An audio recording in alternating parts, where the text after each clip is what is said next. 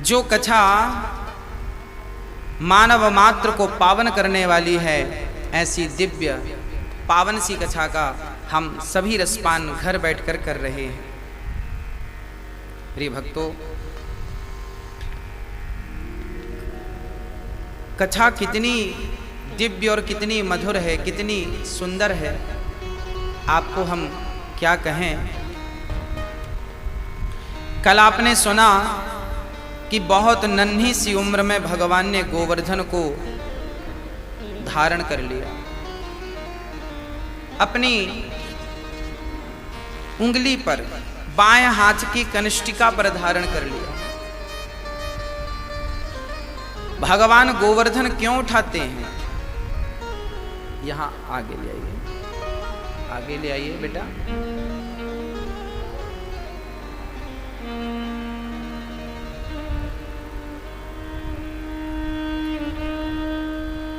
भगवान उंगली पर गोवर्धन धारण करते हैं और एक उंगली पर पूरा गोवर्धन अर्थात भगवान ने गोवर्धन उठाकर ये संदेश दिया कि जैसे मैंने गौ का वर्धन किया है, अर्थात मैंने गौ की सेवा की है, गौवंश की सेवा की है, आप भी गौ की सेवा निश्चित करिएगा। प्रिय भक्तों, गौ माता हम सबकी वो माता है, जब हमारे भारत में हमारी मिट्टी पर उपज कम थी। जानते हैं, जब हमारे यहाँ उपज कम थी ना, क्योंकि बोर नहीं थे, जमीन से पानी निकालने का कोई साधन नहीं था उस टाइम, तब हमारी गौ माता का दूध पीकर हमारे बड़े बुजुर्ग रहे हैं। दूध पीना, मक्खन खाना, यही आहार रहा है। आज के 70 साल पहले हमारे यहाँ कम उपज थी। बड़े बुजुर्ग तो कहते हैं खाने को रोटियां नहीं हुआ करती थी।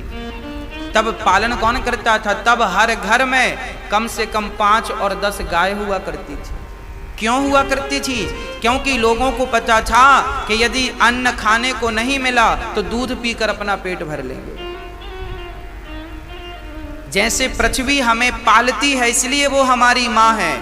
आज तो हमारे अच्छे दिन आ गए, आज तो हमारी पृथ्वी बहुत देने लगी, पर आज के 70 और 80 वर्ष पहले अपने बुजुर्गों से पूछेगा, सुबह रोटियां बन जाती थी तो शाम को रोटी की व्यवस्था नहीं होती थी। इतना अनाज नहीं होता था हमारे घरों में। अमेरिका से हम लोग गेहूं खरीदते थे। उस समय के वर्तमान प्रधानमंत्री श्री शास्त्री जी हुआ करते थे। उन्होंने एक नारा दिया था कि 1 दिन का उपवास करिए, 1 दिन का। आपको आश्चर्य होगा कि भारत के प्रधानमंत्री श्री शास्त्री जी की बेटी भूख से मर गई थी। ये स्थिति हमारे भारत की थी। अब तो हमारे भारत में अन्नपूर्णा माँ की बड़ी कृपा है।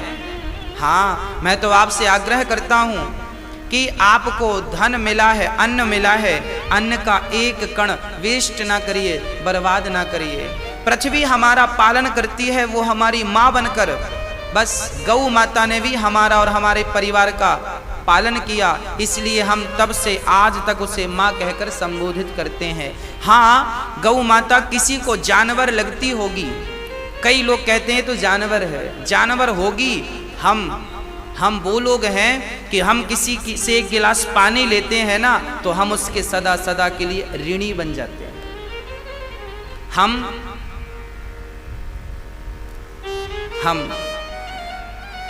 हम कृतज्ञता व्यक्त करते हैं, हम कृतघ्नी नहीं।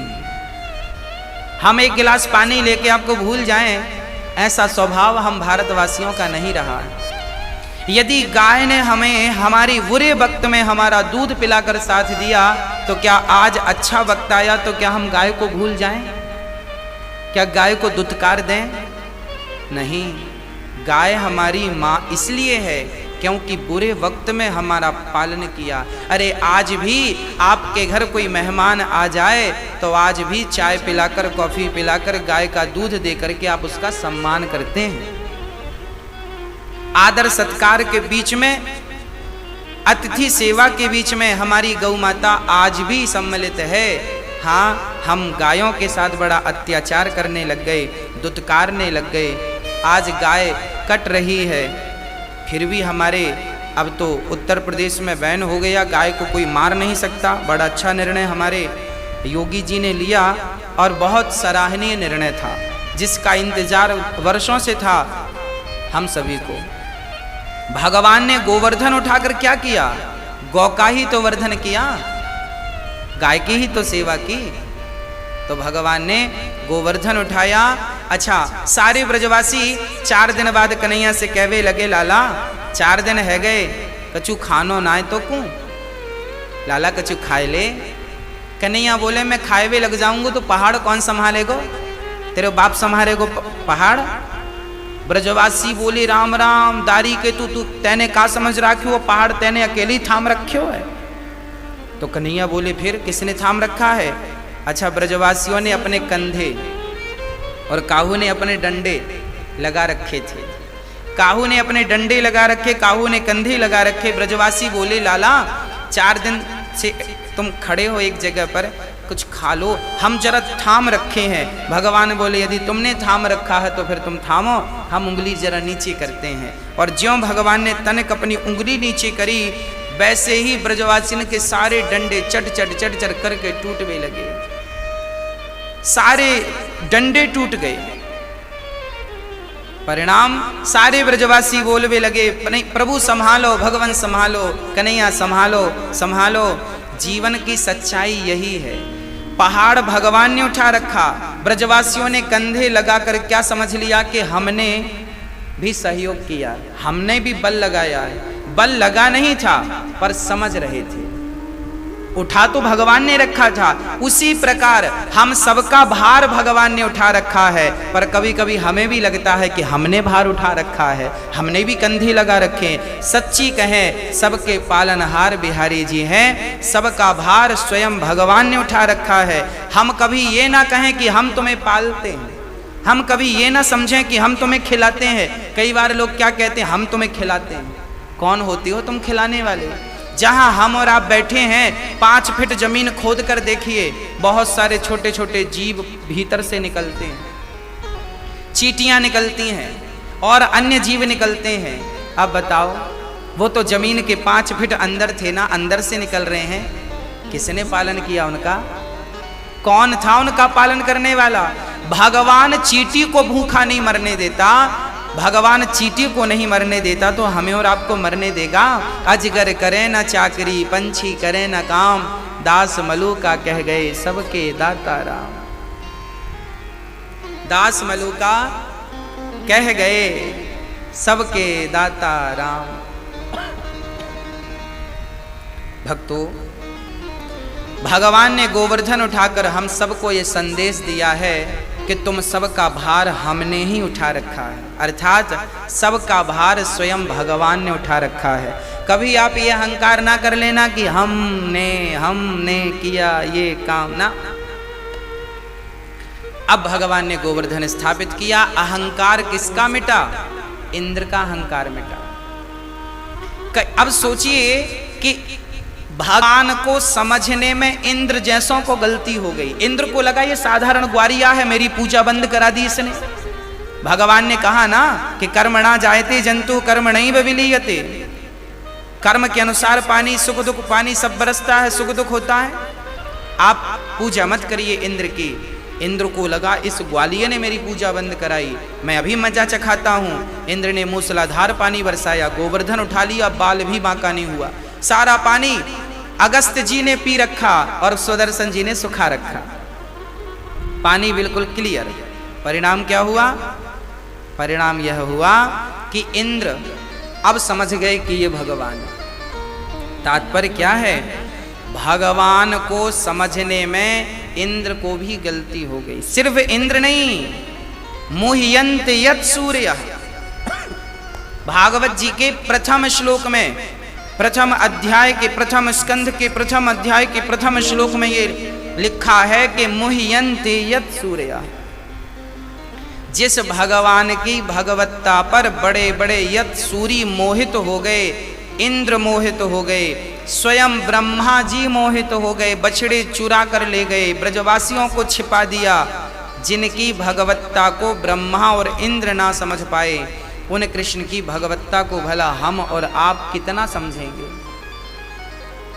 इसका तात्पर्य यह है कि भगवान को समझने का, जानने का हम कितना भी प्रयास करें, वो तो गहरे सागर की तरह है।